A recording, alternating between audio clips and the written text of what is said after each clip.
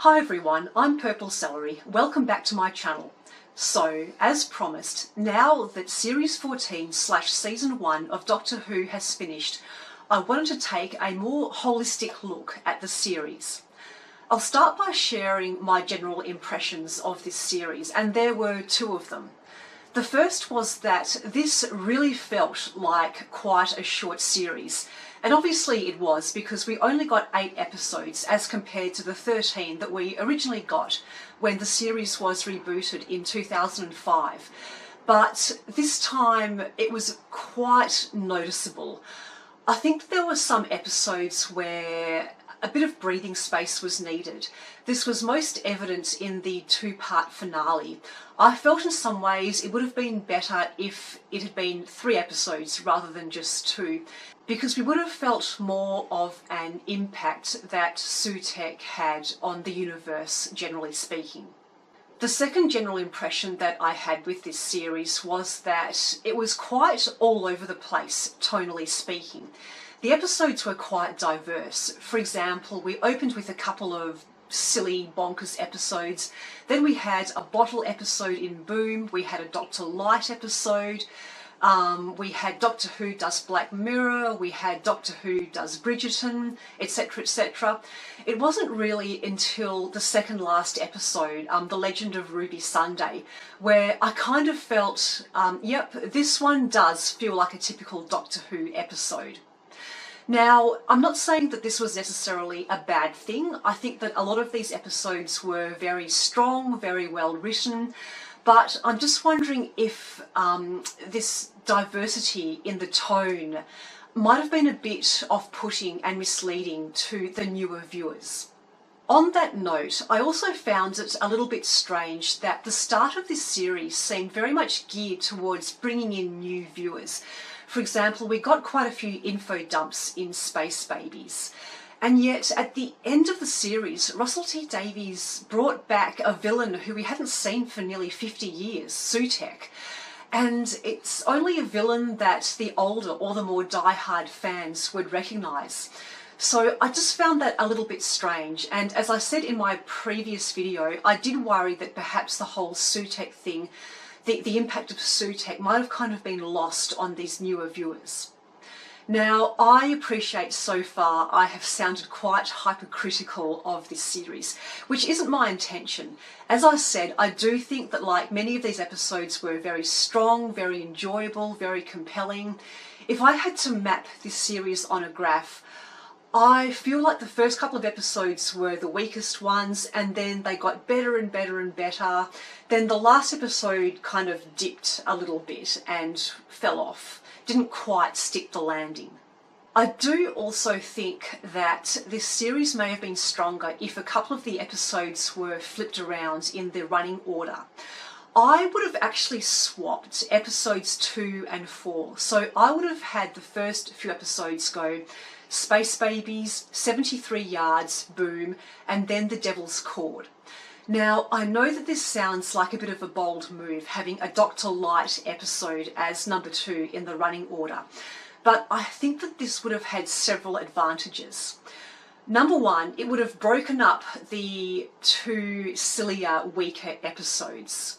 Secondly, it would have also given Ruby a chance to shine, and it would have also have made sense story-wise, because in 73 Yards, Ruby tells Kate Lethbridge-Stewart that she hasn't spent much time with the Doctor.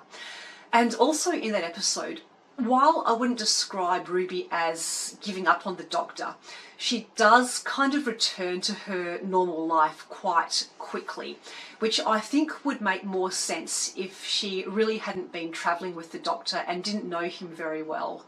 And finally, swapping The Devil's Cord with 73 Yards would also have the advantage of breaking up the 2 Dr. Light episodes. Now, I also want to talk a bit about the Doctor himself. I really enjoyed Ncuti Gatwa's portrayal of the Doctor. I enjoyed the sense of physicality and positivity that he brought to the role of the Doctor.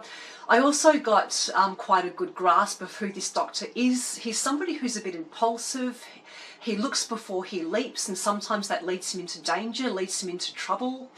I also liked how we saw the negative side of his positivity, that sometimes it turns a little bit toxic, and in Rogue, Ruby rightly calls him out on that.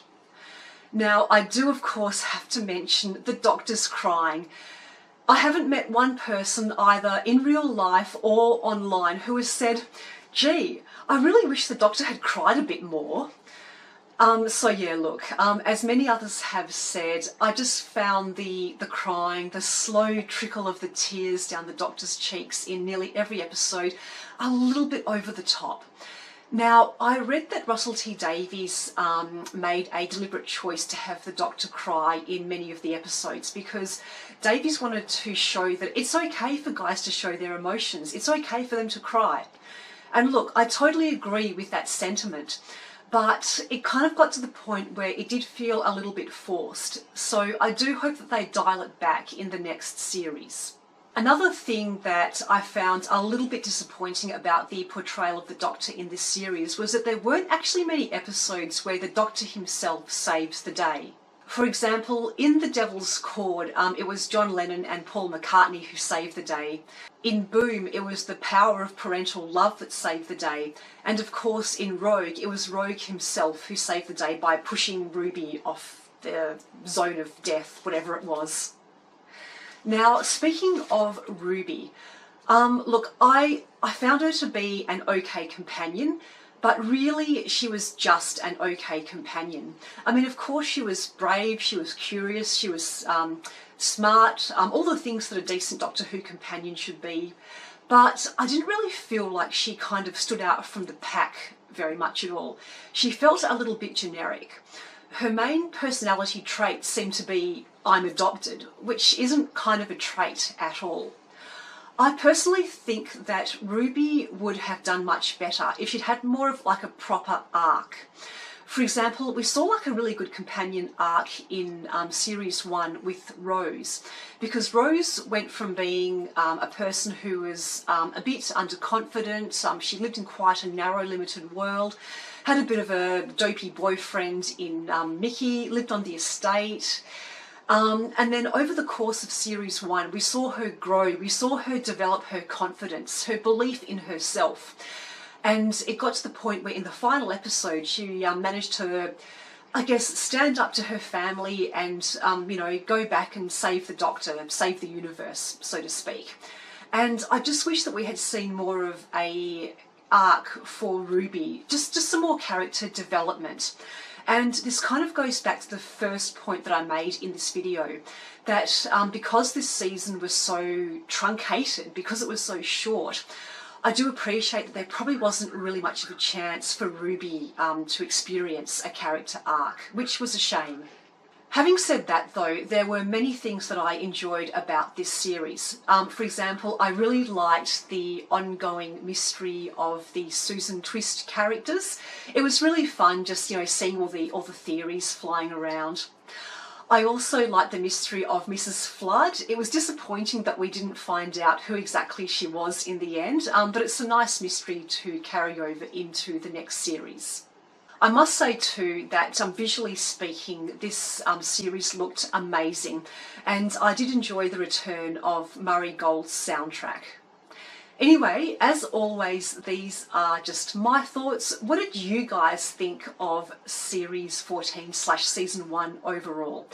Look, overall, I thought it was pretty good. I definitely enjoyed it much better than Flux, that's for sure. It was a bit of a return to form. I really enjoyed having Russell T Davies back, really enjoyed Ncuti in the lead role, but please let me know your comments. Leave them in the comments section below. If you've enjoyed this video, please give it a like and subscribe to my channel.